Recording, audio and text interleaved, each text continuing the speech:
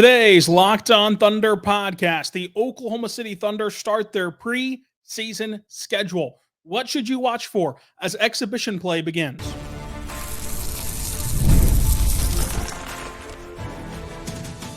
You are Locked On Thunder, your daily Oklahoma City Thunder podcast. Part of the Locked On Podcast Network, your team every day. Let's get it going on the Locked On Thunder podcast on the Locked On Podcast Network, your team every day. I am your host, media member, and beat writer for Thunder on SI, Rylan Stiles. Follow me on Twitter at Rylan_Stiles. Follow the show on Twitter at LO Thunderpod. Again, check out Thunder on SI for all of your written content about the Thunder. We've got plenty of stuff going up for myself and the whole team over there. It's a lot of fun. We're back in full swing. This is Locked On Thunder, a 5-day-a-week podcast about your Oklahoma City Thunder, as we've made it back to the promised land. We've made it back to basketball season. The Thunder play an actual basketball game today in San Antonio, where I will be. You'll have a post-game show live from San Antonio with myself and Derek Parker after the game. It's going to be so much fun. Cannot wait for that. Road tripping with DP, road tripping with Joel Lorenzi, two friends of the show that you know very well. So it's going to be a lot of fun. So whenever you get asked today, is anybody going to San Antonio or Phoenix, Arizona, you at least know three people who are going to San Antonio. With the preseason, I think that there is rightful excitement because this is somewhere in between baseball spring training and the NFL preseason. Because on the NFL preseason, nowadays, the regulars don't even bother to get dressed. Like, they don't even bother to put pads on. And in baseball, you might get a couple at-bats. Likely just one, though, in Surprise, Arizona, when they first show up in February and early March. But basketball has this middle ground where it's not as though the regulars don't play at all. They also don't play their typical rotation. It's somewhere in between, which makes the games just appealing enough to where if you're a hoop head, you can go head over heels for preseason basketball, especially for as deep as this Thunder team is. The Thunder are going to be without four key contributors, and this team is still so deep that all 48 minutes are going to have some sort of bearing, some sort of storyline to watch. And that's what we're going to discuss today. What are the storylines around the Thunder in their preseason quest? It starts tonight in San Antonio.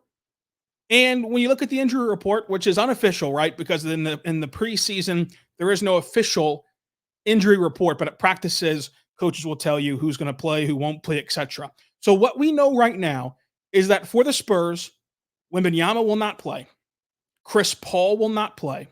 Zach Collins will not play. Charles Bassey will not play. David Duke Jr. will not play. And of course, neither will Devin Vassell, who is hurt. For the Thunder, they're going to rest SGA and rest Lou Dort. So we still will not know a ton about the lean. Not that we would anyway, but we especially won't know a ton about the lean of the starting lineup because these two guys are out. And then you have Jay Will, who has a hamstring injury, and Kenrich Williams, who has a knee injury. Both of those guys will not even be reevaluated until after the preseason. And that's a reevaluation date, not an exact return date. And then, of course, Nikola Topic, who's out for the entire season with an ACL injury.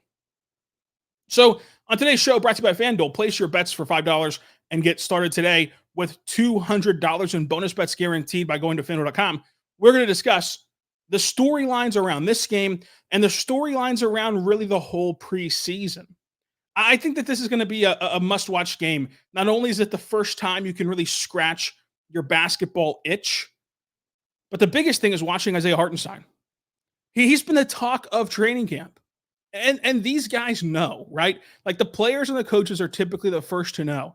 And the fact that every single one of them is not only consistently praising him, but they're not just doing it with buzzwords and like with, oh, he's a hard worker, he's a good guy, he's fitting in well. They're giving you example after example of ways that Hartenstein impacts this game that is so different from what they've had in the past. Mainly, you've seen everyone, top to bottom, praise his screening ability. And in this game without SGA, you're going to be relying on J-Dub You're going to be relying on Cason Wallace. You're going to be relying on, even Ajay Mitchell and like some of these guys to handle some on-ball duty that they need their good pal, Isaiah Hartenstein, to lay screens and gain them separation. And one thing I think is so interesting, and we'll talk about the obvious coming up, Isaiah Hartenstein himself mentioned about Isaiah Joe, what stood out about playing with Isaiah Joe was that it was like Dante DiVincenzo. And that was some of the best two-man basketball in the NBA last year. They were excellent playing off of each other. And so that playmaking that Hartenstein provides, the screen setting he provides, and the ability to mesh with Joe, I think is going to be the most important thing to watch tonight. And we're not even mentioning the two biggest storylines. The two biggest storylines across this season, really, is how does Hartenstein play with Chet Holmgren? Because with all due respect to J. Will, Chet's really never played with another big man. I mean, he's played 2% of his minutes last year with J. Will. J. Will's 6'9". Like this is a whole different animal of how do two 7-footers coexist. And I think that when you close your eyes and envision how Hartenstein gels with Holmgren and how these two guys come together, you probably picture Chet Holmgren playing in that Jaren Jackson Jr. role. Getting to see that, even in just exhibition play, I think will give you a glimpse of what things could look like. Of course, you will still have to be imaginative. You're not going to have it all solved after tonight because there's a new wrinkle with SGA returning. There's a new wrinkle with Dort returning. Like there's all these variables that will still change once this team is healthy and once they're playing a team that is healthy and playing everybody. This team, of course, is just resting Dort and Shai, but once they're fully active and the other team's fully active, there's still going to be a lot to gain and a lot to learn. But seeing what it looks like physically to have two 7-footers on the floor at the same time and what kind of spacing you can have and what that looks like offensively will be very important and will be something that is that of a storyline the rest of the season.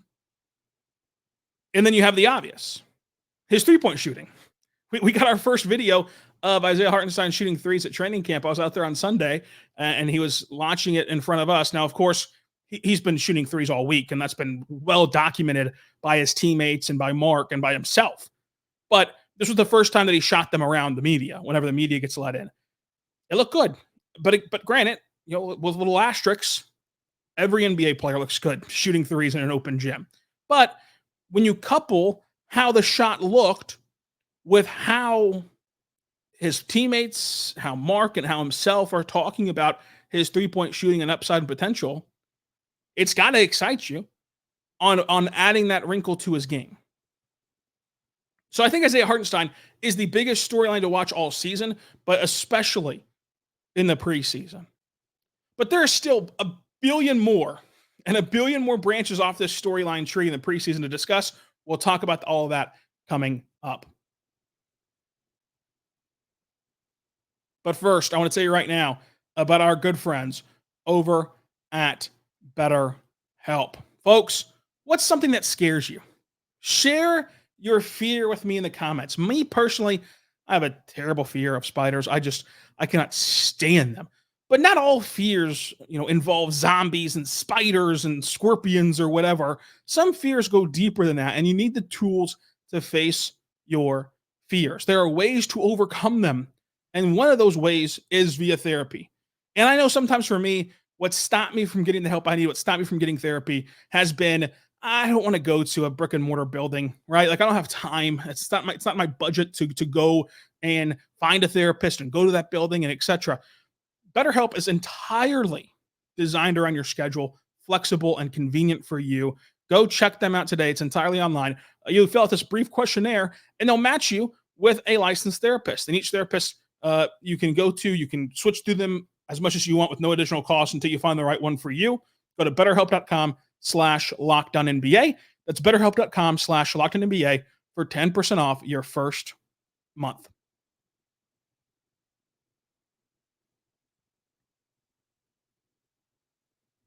We're back on the Locked On Thunder podcast, on the Locked On Podcast Network, your teams every day. We've still got plenty of storylines to whip through, so we'll do that right now. But first, check out Locked On NBA. Check out Locked On Sooners, Locked On Pokes, as the college football season is off to a interesting start in the state of Oklahoma. Locked On NBA for all your national basketball talk. Chet Holmgren is another storyline to watch. Look, this is a game in particular where there's no Wemby, there's no Zach Collins. Like, Chet Holmgren should show what he's been working on this summer. And one of those things has been shooting over small matchups, being more of an offensive threat, being willing to take shots, even if they're not perfectly wide open, but coming into your own as like, hey, I'm one of the top 3 guys on this team. And so my lightly contested shot is better than someone else's wide open shot. Taking on that attitude, taking on that approach offensively, I think it will be massive. For Chet, will be massive for this team. And with no Wemby, no Zach Collins, odds are Holmgren will have many matchups and many an opportunity where he should shoot over the top of guys, and he should be an offensive force. So his shot diet, his 3-point volume, those are all big things, as well as his pick and roll with J-Dub, because that should be a tandem that really works to start the game without SGA. And as we previously mentioned, we won't rehash, him next to Hartenstein playing off of a big for the first time on both ends of the floor. Now let's move to J-Dub. For J-Dub, this is a little bit clunky because, his role will not be the number 1 option, knock on wood, in the regular season. Like, ideally, he's the second or third option because Shai's healthy, Shai's playing. In this game, Shai's resting. So you get a glimpse of him as like a go-to ISO scorer to which he'll be in that role for your secondary units. So this is still a chance to evaluate how he's progressed in that role for your staggered lineups. But it's not what he's going to do, in the biggest moments of the biggest games, like what he's going to be tasked with doing. However, there are still things to watch. He'll have ample opportunity for however many minutes he plays, whether it's 10, 15, 20. He will be the lead guy. He will be the ball handler. He will be the playmaker. He will be the guy with the ball in his hands and setting up the offense. In this stretch against an already, lackluster Spurs team, I think that they can be spunky. Derek Parker thinks that they can be in the play-in and play-off. But they're still not even close to the Thunder's caliber. And you wipe away those names we rattled off at the top of the show, this should be a game where J-Dub can show his playmaking prowess and he can show a step forward in that avenue. He's not going to be a perfect playmaker this season, but can he take a step forward? I think that he has to become the version of himself that lights it up in the postseason and is a caliber of player that can get you to your end goal. And then lastly, J-Dub and Mark have both talked about how upping his 3-point volume is a point of emphasis and balancing you have other world efficiency. What if we just made you a really good efficient shooter and you took more threes? So instead of jaw-dropping, eye-popping, you take a tiny, tiny, tiny step back. You're still very efficient and you take more threes. How does he get those more threes? Again, this might be a little bit tricky. This might be one that you can't really watch for until he's playing next to Shai, but still worth noting as we start the preseason for Oklahoma City. And then in San Antonio, there will be massive discussions about Usman Jang. And I think that Usman Jang is a player where it's hard to have a discourse about. He's very political. Everybody has their team. You're not going to convince them that they're wrong. They're not open to any conversation. You either think Usman Jang is going to fall out of the NBA within a year and he's no good, or you still believe in Usman Jang. But I think that, as is the case most often, the truth is in the middle. Us has shown an ability to play aggressively. Now, he has not shown that at the NBA level.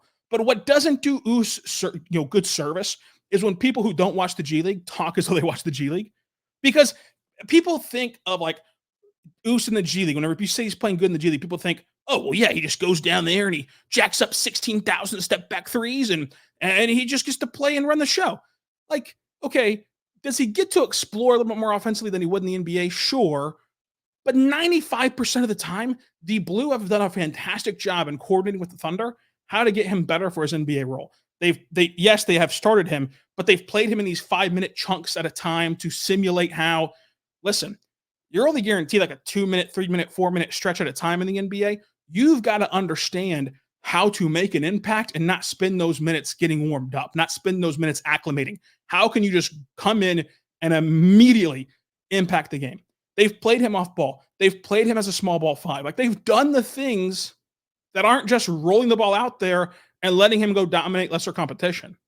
So he has genuinely really improved in the G League and has made strides in offensive force, has made strides in physical play, has made strides defensively. While that's true, it is also true he has not shown that in the slightest at the NBA level. In fact, even in Summer League, you had to really squint to see the proper transformation for Us, which is not a good sign. Like that is very true as well. But I think that he's a victim of this team's success to a degree. And I think that where the Usman Jang conversation gets messy is we can't sit here and say, well, J-Dub and Chet are developing at this historic rate. The way that they're progressing is just unheard of. And the fact that they're so good, so young is incredible. We can't treat them like the anomalies that they are and then be ready in year three, before year three, to throw Usman Jang out with the bathwater and just say, well, he's no good. Right? That can't be the case. Because if you're acknowledging that J-Dub and Chet are historic, and that they're progressing at a pace we've not quite seen, or rarely seen, I should say, then you have to acknowledge that Us, in reality, is right on track. Now, the team has passed them by, but if I think if you told this organization what Us looked like in the G League last year, in year two, on draft night, they'd say, yeah, he's progressing extremely well. He's progressing how we thought. So just keep that in mind of, if we all agree that Chet and J-Dub are an anomaly, Us is not an anomaly, which is not a terrible thing. Like, it's really hard to be an anomaly. But it does feel like this is the last chance in Oklahoma City, but not in the NBA. Similar to Trey Mann, who, like, Trey Mann had a great Summer League debut for the Hornets. He played really good for the Hornets last year after the trade. And, like, everyone roots for Trey Mann. Rightfully so. Good guy, good player, fun guard, scorer. But it was never going to work out in OKC, ever. His play style and what he does was not going to complement Oklahoma City the way that they thought it would. But that didn't close the book on his NBA career. He just needed that change of scenery. And so, yes, this feels like a very high pressurized situation for Us and for his future with the Thunder, but not his future in the league. I think that we get lost sometimes in how much he's progressed because it hasn't looked the same as Chet and J-Dub. Now, this is a big moment. And I do believe that his trajectory in OKC fully rides on the start of this season. Because while we can all get wrapped up in the Thunder getting bigger and signing Hartenstein and now they can play double bigs and things like that, I also fully expect that the Thunder will not abandon small ball fives and will not abandon playing small. And you look around this roster with no Kenrich, no J-Will, who's the small ball five you're going to put out there? It's Us. And we'll see if he can step up. We'll see if he can play at the rate necessary to get NBA minutes, or if more players will pass him by, like a Dillon Jones or like somebody else. But I think that the Us conversation is very interesting. Coming up, what else did you watch for in the preseason, including a pair of really fun rookies, including Cason Wallace, and so much more. But first, want to say right now about our good friends over at FanDuel. Check out FanDuel right now, and you can start this season with a bang on FanDuel, America's #1 sportsbook. Go there right now. There's a bunch of in-game lines you can use. Of course, pre-game lines you can use, props, spreads, over-unders, everything you want at FanDuel. You get started today, and you get $200 in bonus bets guaranteed when you place your first $5 bet at FanDuel.com. As a matter of fact, you can even bet on the preseason. And I wrote up a column on SI Thunder coming up this evening on the best bets of the night for OKC. I like the Thunder -3 because the Thunder are just supremely talented compared to this Spurs team with all these guys out. And even with accounting for the Thunder guys out, they're still talented. They're still going to win this game. And I think they'll cover the 3-point spread. Go check it out today at FanDuel.com. We're back on the Locked On Thunder podcast, on the Locked On Podcast Network, your teams every day. Thank you so much for making us your first listen every single morning, every single day. We're here for you talking Thunder basketball. Another storyline is Dillon Jones. I wrote about it for SI. I really, really loved writing that Dillon Jones article. You can go check it out on Twitter. You can check it out on SI, Thunder on SI. What position does Dillon Jones play? That's the title of it. And that's a question that's easier to ask than it is to answer. I mean, he is literally basketball Ben Zobrist. He can play all over the court.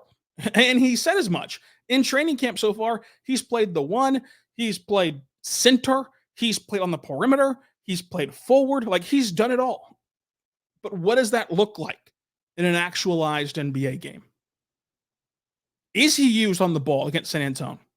Is he cutting? Is he shooting from deep? Like, what does that look like? Is he playing small ball five? Is he someone who can embrace the opportunity of the Thunder not having a small ball five right now and take that job? You know, and cling to it until the reserves come. So I think it's going to be fascinating. Well, one thing I'm watching for Dillon Jones is above offense and everything, because I think that he can make a big impact as a rebounder. I think that he can score at the rim. So the biggest thing for me, and what's going to separate him from getting playing time, I know it's a stellar rotation. I know that this is a talent-rich roster. And on the surface level, it looks like there's no way that he can play and that he can get in on this team. In reality, and the reality situation, the Thunder are going to play 10 to 13 guys a night, and they're already down a couple, and really they're down four. They're down J-Will, they're down Kenrich, they're down Topic, and they're down the open roster spot. So that's four standard contract guys who are not currently available. You're running out of room now, to play guys without including Dillon Jones in that list. The difference maker in if he can stick or not in that opportunity cycle, or if he'll spend some time with the G League or spend most of his time with the G League, because I think that he will play with the G League at some point, is defense. Because even in Summer League, there are some iffy moments and touchy moments defensively. Is he up to speed enough athletically to where he can make an impact on that side of the floor? Now, this is the best team to have defensive questions about if you're a player, because you can get masked in so many different ways with every single lineup. And I think that he is good enough defensively to at least not be played off the floor because of the talent around him. But how does he look individually defensively? Because this is a team that has the luxury of slow playing it. If he's not up to par defensively, that's not some alarming red flag. They have the best defensive developmental staff in the G League with Cam Woods leading the helm. This is going to be a really fun player to follow and see how he grows into his game. But the difference in early playing time for Dillon Jones and not, I think, is defensively, and we'll see our first look at that in the preseason. Sticking with rookies real quick before we go to Cason Wallace. Ajay Mitchell. Ajay Mitchell seamlessly fits this system. He's being praised out the wazoo about his decision-making and making the right reads and stuff as such a young player. And that backup point guard spot, that table setter for the secondary unit, that's still up for grabs. Now, there's many candidates to fill it. You can go with Caruso. You can go with Cason. You can go with Ajay Mitchell. There's many spots to fill it. He's in the candidacy. He has a chance. But what does it look like in live game with NBA speed? Which brings us to Cason Wallace. How often do they use him on the ball? They teased it last year when Mark talked about how that's still a part of his game. They still want to develop that. They just had to use him in a certain way last year. He's now had a whole summer. Can he tap back into those point guard roots? Can he tap back into what he was at Kentucky? And can he be on the ball? And what does it look like on the ball? Does he get downhill really well, where he scored at the rim at a high clip last year? Does he do that consistently?